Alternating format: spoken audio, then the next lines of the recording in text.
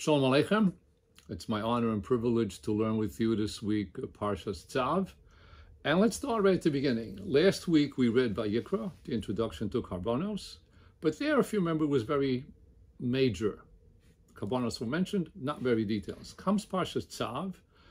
And Tzav is, by the way, 97 psukim, not 96, like you'll see listed at the end of each Chumashim. And let's divide it up by the aliyos, and let's speak of each one.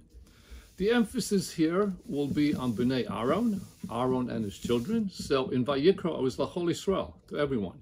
But the Parsha will say, Tzav es Aaron ves Bonov, and you will see pretty much as we go through the aliyos that will be the trajectory that we follow. The beauty of this Parsha right in the beginning is that the first thing it mentions is Torah Sa'olah.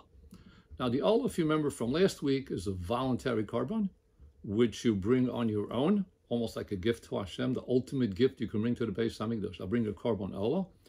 And it had to burn on the Mizbeach all night. Now, because so many korbanos burnt on the Mizbeach all night, what happens, you had a tremendous amount of ash. And therefore, the psukim immediately say, V'lovash ha'kohen midei bad. He has to put on his perfect clothing of linen that measures perfectly, Rashi points out. They have to be exactly fit to him. And he goes ahead, V'heirim es hadeshen, and introduces the first mitzvah in this parsha, which is Trumat hadeshen, the cleaning of the ash. Not a very nice job. You're cleaning basically ashes. But he has to do that.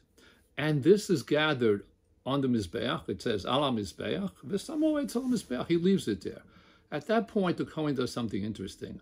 Upashat es begodov. He now gets undressed. V'lovash begodim acherim. And he puts on different clothing, v'hotzi es hadesh, and from the Mizbeach, el michutz l'machaneh, el makom tahor. So Rashi points out that what he's doing here is like he wore his big day kahuna to do Act 1, to put it onto the Mizbeach, but after a while, there's a pile. Now comes the mitzvah, secondary mitzvah, to take it out to a makom kadosh.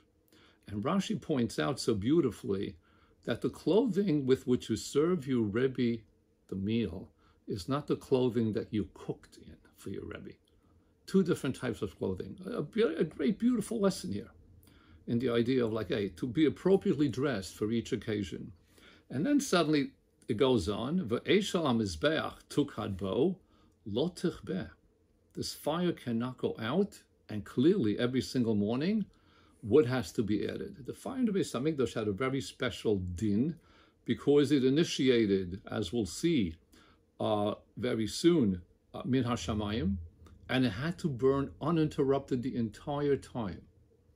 Imagine what this meant. This meant once the Beis Hamikdash itself will be built, beyond the Mishkan here, the fire that started with Shlomo lasted for hundreds of years. And the beauty of that, and the vort in that, is the idea that everything that we do, all the mitzvahs, have to have what they call in Yiddish a bren, a hitlahavut, to really get into it and never ever allow the fire to really go out. So pretty much those are the first 11 psukim of this week's parsha.